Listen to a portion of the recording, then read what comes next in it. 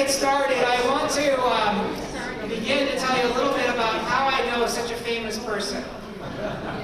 So, one of the things that Justice Bernstein likes to do is he likes to walk.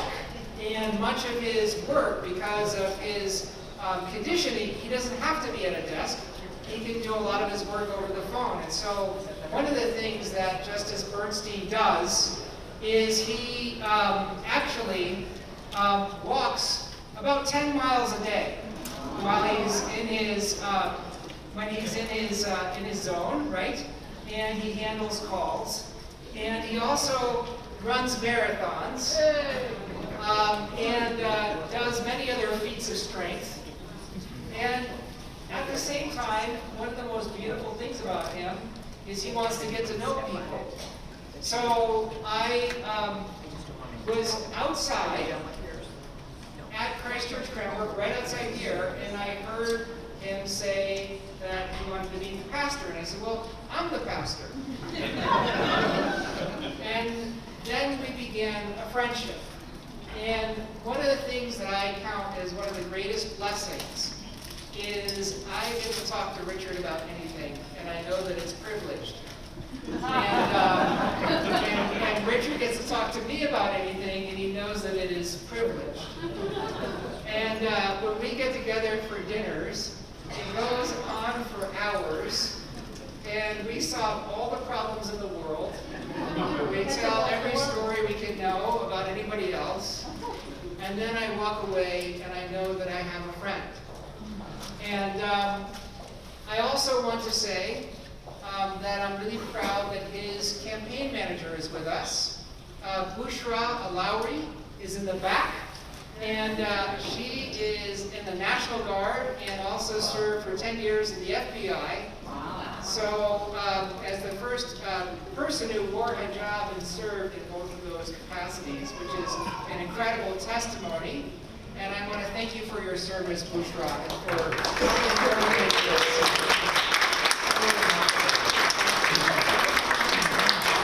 And so what we'll do is I've got this turned on, yes? So Richard is going to speak, and I want to encourage you.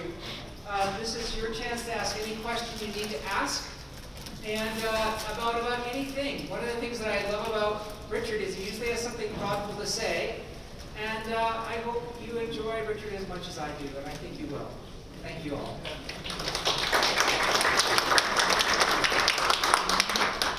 This has always been my favorite holiday. The idea of resurrection. The idea of rebirth. The idea of renewal. The idea that people have an opportunity to begin again. But it's that sense of hope. It's that sense that things are possible. You know, on Friday, I was asked to speak at MSU. As I spoke to the students over at the university, we talked about the importance of community. Why it's so significant. Why it's so valuable. We talked about the tragedy that existed at MSU. And that incredible loss that the students face. We ask ourselves an eternal question. We ask, why is it that if God is so good, He allows for bad things to happen to otherwise such fine people? And why is it that there are some who come to know a greater struggle, a greater hardship, or a greater challenge than others can possibly imagine? As I spoke to the students, we really focused on that concept of community, on that concept of becoming closer through tragedy, becoming closer through struggle. And I think as we think about the idea of resurrection, we think about the idea of renewal, and we think about Jesus heading up to the heavens, I think the one aspect that truly comes out of all of it is that notion that we're part of a community, that we're part of a family, and that nobody among us can survive without being a part of that, without being included, strong family, without having friends. You come to realize through tragedy, you come to realize through struggle, that community is everything. That community defines us. That community makes us who we are. That community gives us our identity. It gives us our purpose. It gives us our focus. And ultimately, as we come to realize who we are and what we're sent here to do, we come to know that there has to be a purpose. There has to be a mission. There has to be a reason for why we were created and for ultimately what it is that we were sent here to do. And so many of us, as we go through life, are going to face some setbacks. We're going to face some struggles. We're going to face some difficulties. We're going to face some hardships. And so often people will come to us and they're going to say, oh, as hard as this is, I'm sure you're going to make a full recovery. But in life, so often is the case that we don't always get the chance to recover. But I really have come to believe that through Palm Sunday and the notion of Easter and the notion of rebirth, that the essence of who we are comes down to something even greater. It's the ability to adapt. Adapt to a new world. Adapt to a new life. Adapt to a new persona. Adapt to a new situation that we might not have wanted, but ultimately that was chosen for us. Now, I have been blessed in my life to have the opportunity of completing 25 marathons and a full Ironman competition. Now, for those of you, Now, for those of you who are not familiar with the Ironman, it's a 2.4-mile swim, followed by a 112-mile bike, to be completed by a 26.2-mile run. Now, the rules of the competition are quite simple. If you stop, if you rest, if you take a break, you run the risk of missing a cutoff. If a cutoff is missed, you will be immediately disqualified from the competition. If you finish at 12:05 instead of 12 o'clock, it's like you were never even there. 2 years of effort, work, and training will literally be for nothing.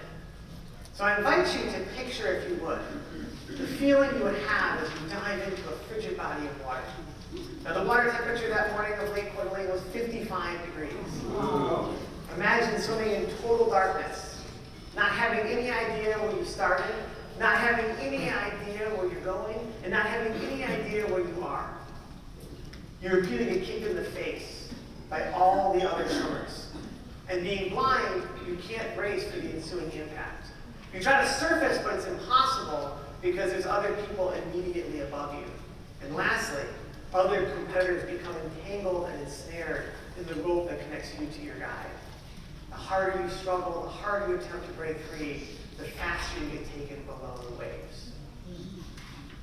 I think on this Palm Sunday, and as we head into Easter, I think it really is that idea that so often our bodies are mortal, we can feel the flesh. But if given that opportunity, if given that chance, our spirit can disconnect from the body, break free, pierce the heavens, and touch the face of God. And I think as we look at who we are, as we look at our families, as we look at our communities, as we look at what kind of a life we have, as we think about Easter, we think about that idea of resurrection, that idea of disconnecting from this world, disconnecting from this flesh, disconnecting from our bodies. I think it's really about that idea that we have to leave that which is on the earth, that which is all we know, that which is all we created behind, and try to seek for something higher, for something better, for something more, for something that perhaps we can only find in the heavens. Now, it was interesting. A number of years back, I was walking in Central Park. As I walked in the pedestrian lane, a bicyclist was traveling at a speed of in excess of 35 miles an hour. And due to such a high rate of speed, he couldn't maintain control, and in doing so, veered into the pedestrian lane, where he struck me directly in the back. Now, this required over 10 weeks of hospitalization at New York's Mount Sinai Hospital. I think you come to realize that life really is about the little things. It's about what it's like to not being able to use the bathroom, not being able to sit up in bed, not being able to sleep through the night. And I think perhaps as we approach Easter, we have to celebrate those small victories. We have to celebrate that ability to start moving forward. We have to celebrate that ability to start moving your leg. We have to celebrate that ability that with a lot of effort and a lot of work, a lot of struggle, we can find our way to the nurse's station at the end of the ward. And we have to celebrate that we have to work through a certain level of pain, that we have to work through a certain level of struggle, that we have to work through a certain level of hardship each and every day. And we have to accept on this Palm Sunday that perhaps there is a certain level of pain that exists within all of us. And that pain is constantly there. And we have to accept that we have to find a way to accept that, to embrace it, to realize that perhaps our life experiences, or the things that have happened, or the accidents that we've been a part of, become a part of us. And that pain becomes a part of us. And that pain starts to define, in many ways, how we live our lives. And perhaps we have to come to realize that as we go through life, and we face the pain and the struggle of life, we have to realize that as long as we're here on that planet that we call Earth, as long as we continue to live the lives that we are sent here to live, that we have to embrace those circumstances. We have to embrace those situations.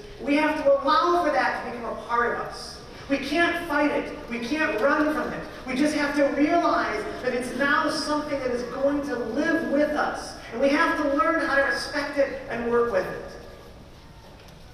It was interesting.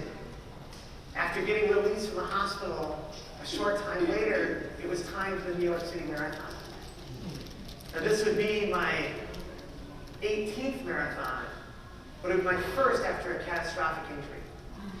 And as we ran through the streets of New York, crossed the 59th Street Bridge, and began running up First Avenue at mile 18, the pain was becoming so severe and so intense.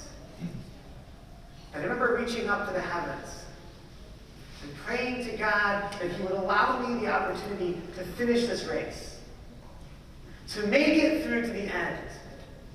And I could actually feel that intense struggle that exists within all of us.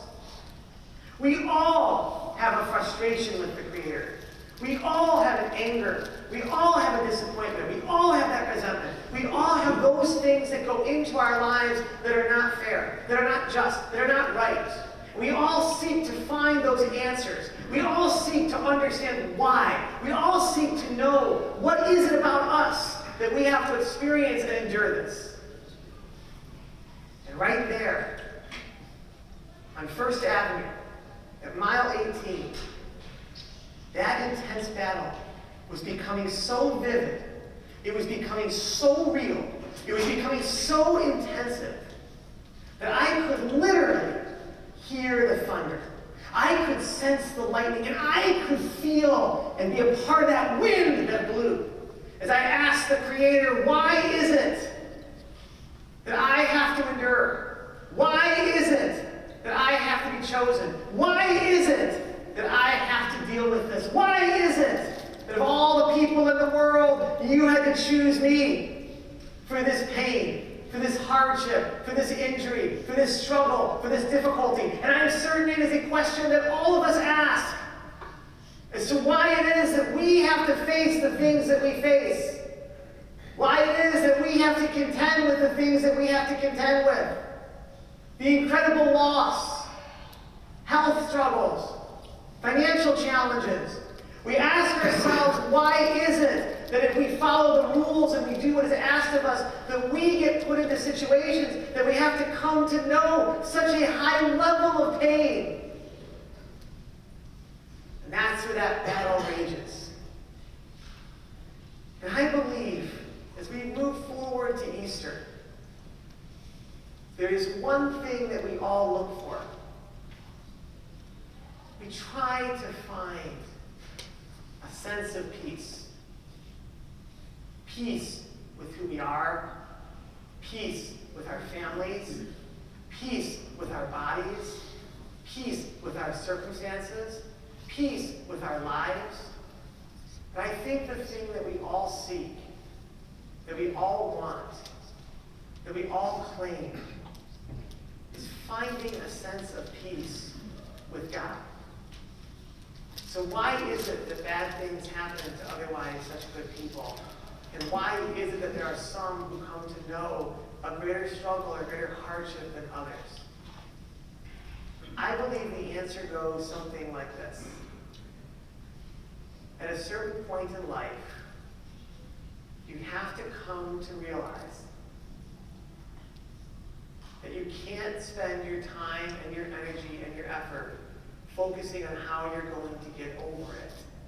For you come to realize there is simply no other alternative but to just get on with it.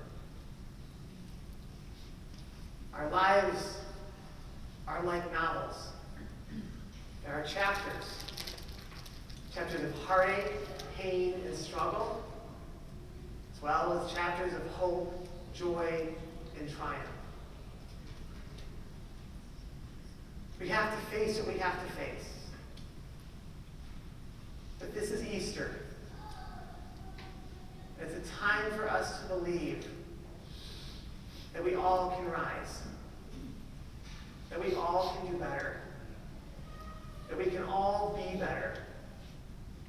It's perhaps a time to realize that maybe not everything that we know or believe in or want is found here in the material world.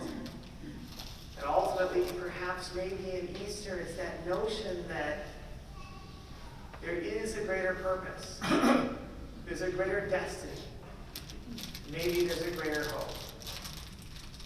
My last remaining minutes, I want to share the notion of redemption. I'm sure many of you are probably familiar with an experience or incident that happened at the Supreme Court. It was a situation that got a lot of coverage, it was very intense, and it was a very difficult time. And I share that because I think redemption is something that we all truly strive for. We all truly need. I think what tends to happen, the hardest thing about redemption, is that notion that when you live a certain life, whether you're a great father, business person, family man, whatever you might want to look at, the hardest thing is to accept that you're actually human. The hardest thing is to realize that being human comes with making mistakes. We had a situation at the court where a colleague of mine had hired a clerk that I had objected to. And it was something I had felt strongly about at the time, because what had happened was that this clerk that was hired had robbed several convenience stores and then ultimately opened fire on the police. After which there was an incident where he had a situation where there was other issues and aspects. But I stepped in and made comments that I will forever regret. I took a call that I probably should not have taken. We all do it. We all get calls that we wish that we hadn't answered. We all get calls that we wish that we hadn't picked up the phone. We all get calls when we get taken a little bit by surprise and make comments and statements that we always will regret. What I learned from this incident was, I had ultimately criticized the decision of the hiring of this individual. what I realized was, who was I to stand in the way of someone else's redemption? Who was I to stand in the way of someone having a second chance? Who was I to make that type of proclamation? Who was I to be able to say who belonged and who didn't? The reason I share all of this with you is as we go through our lives, as a disabled person, my entire life was dedicated to inclusion, was dedicated to making sure that everybody had a place to belong. It was dedicated to making sure that nobody ever felt excluded. And here I was, basically acting in a manner to exclude another person, to basically cast my values above somebody else, to basically say that you, no matter how hard you worked, no matter how hard you did, or no matter what you had accomplished, shouldn't have the right or the opportunity or the ability to be able to move forward from your past. What's interesting about that is for the last 3 months, I've actually been trying to search for redemption myself. I apologized, of course, to anybody that was involved, both privately and, of course, even publicly. I visited with every person that had an objection, and now I'm dedicating myself to this cause, to making sure that people who have ultimately made their sacrifice and done their time should have a place, should have an opportunity, should not be left out in the cold, and should not be prejudged. We all make judgments in life. We all think that we know better.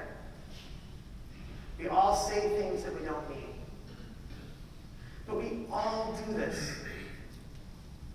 And it's the hardest thing ever when you make a judgment, when you think one way, and you do it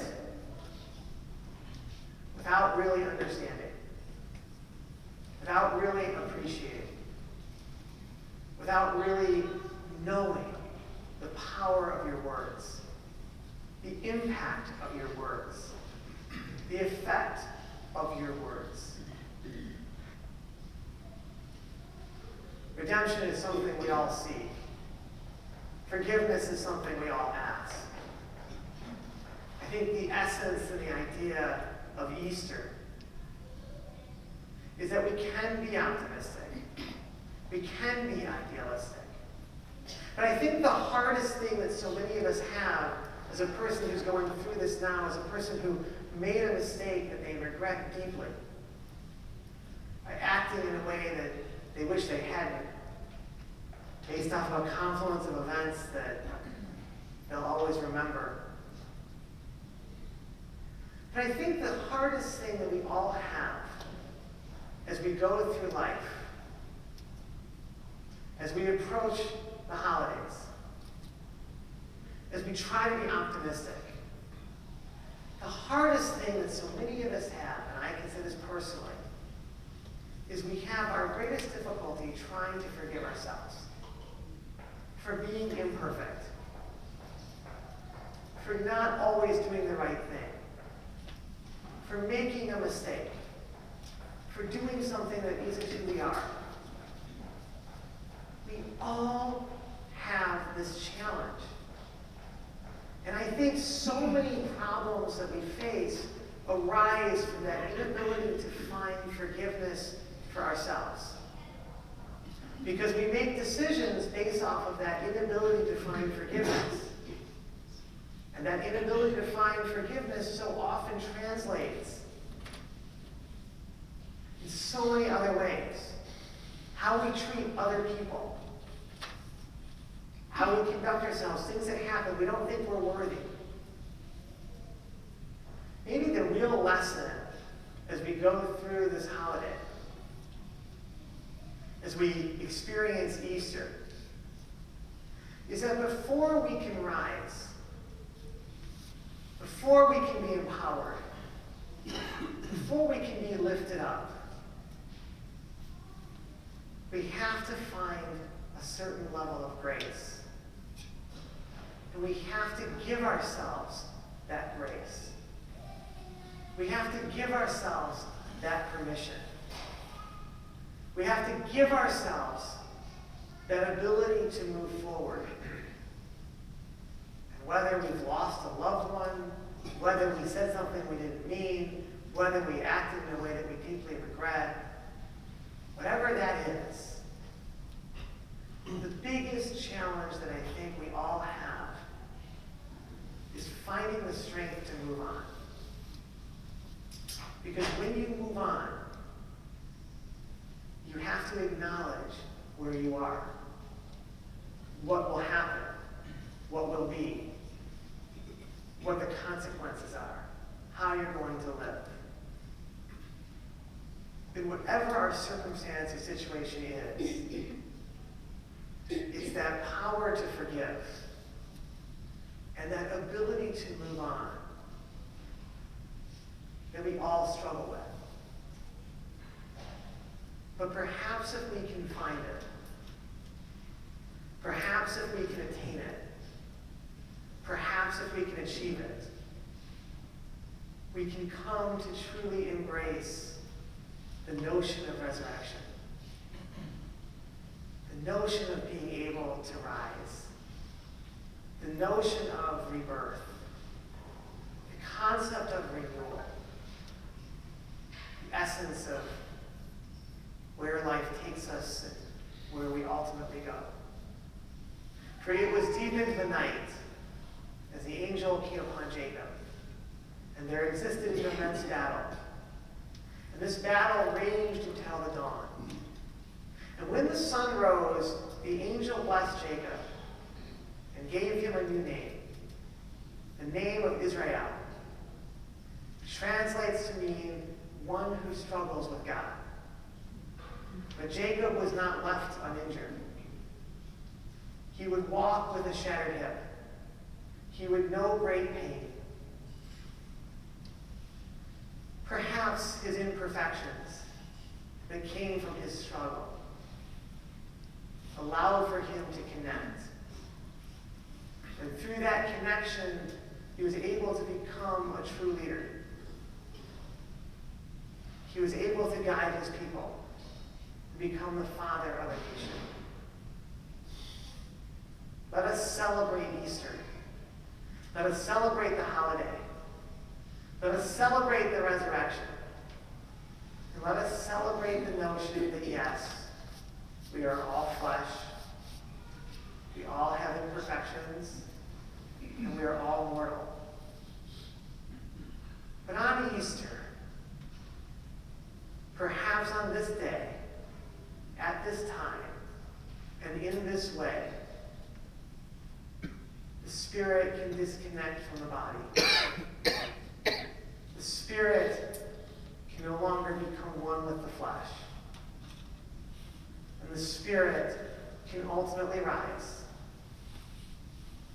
can find renewal, can seek forgiveness, and ultimately allow for us to begin anew.